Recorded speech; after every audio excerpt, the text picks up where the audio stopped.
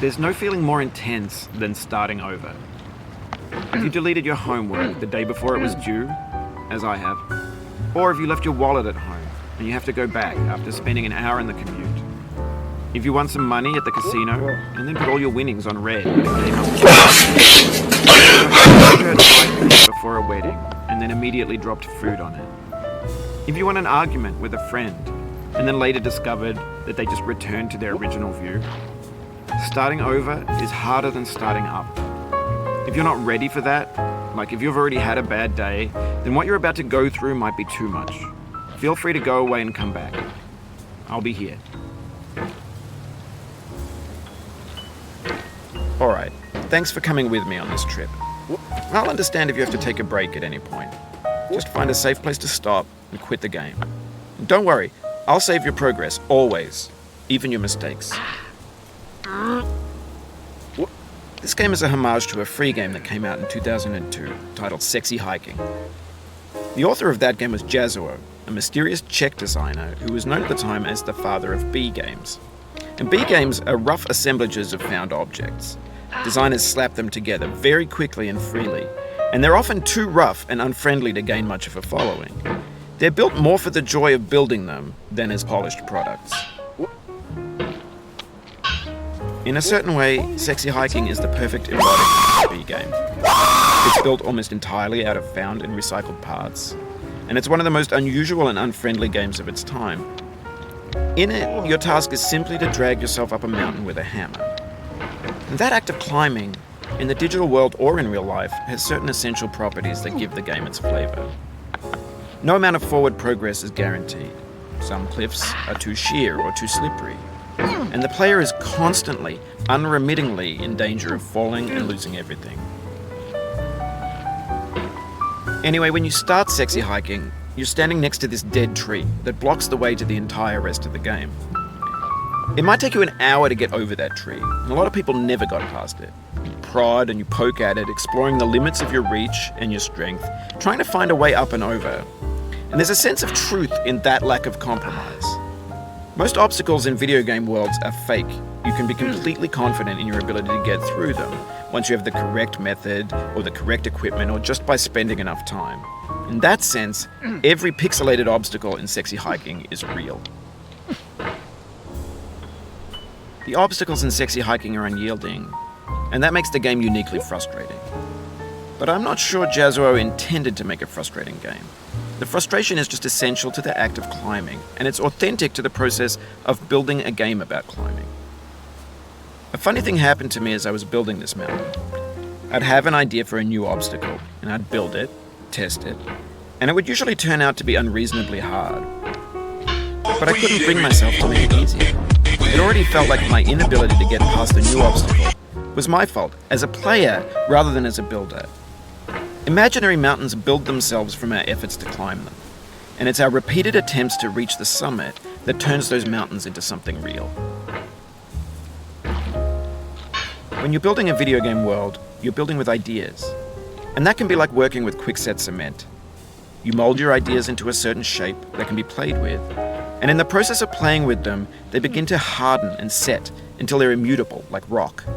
And at that point, you can't change the world, not without breaking it into pieces and starting fresh with new ideas.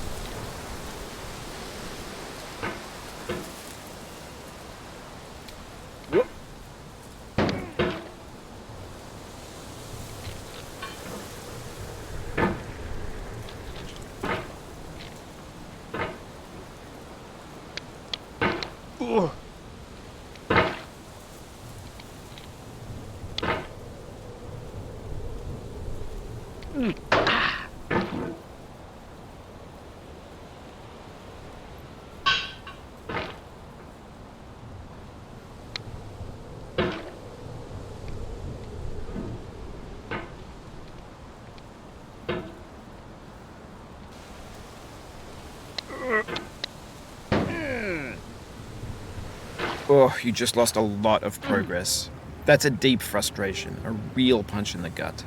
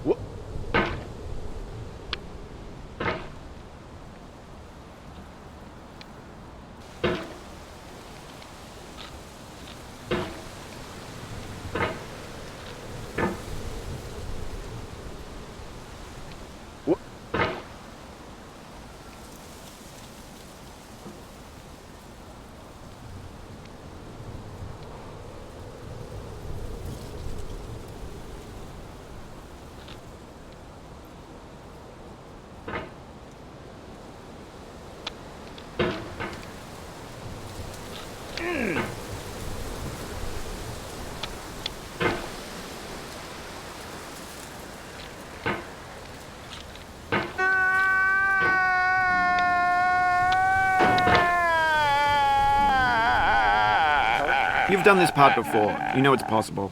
Just do what you did the first time.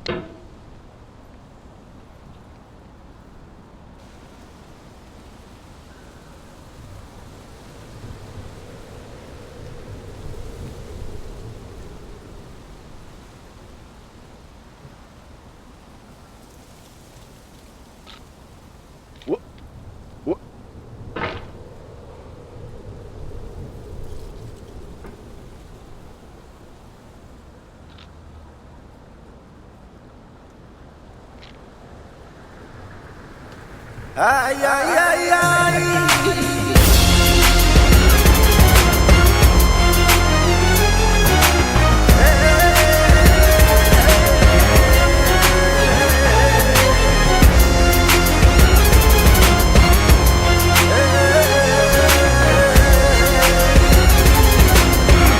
For years now, people have been predicting baguettes with simply made out of beef fabricated bought in a store and assembled into a world.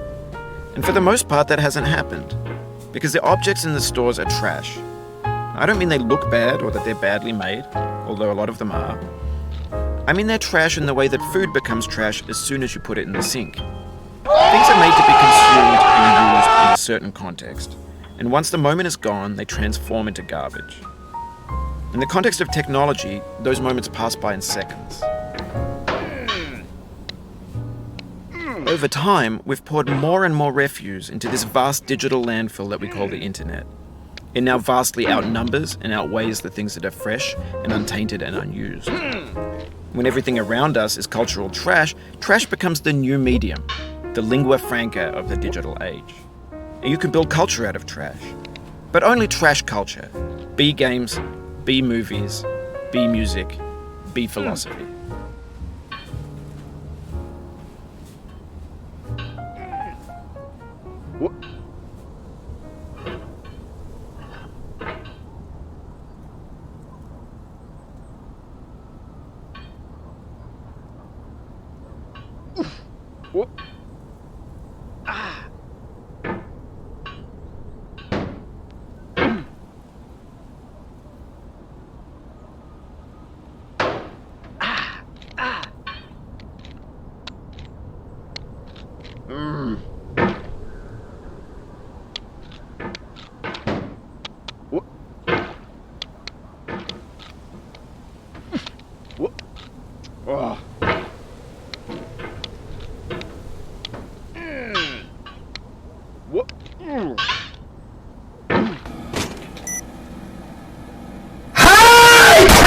씨발 X같아서 못 해먹겠네 씨발 정말.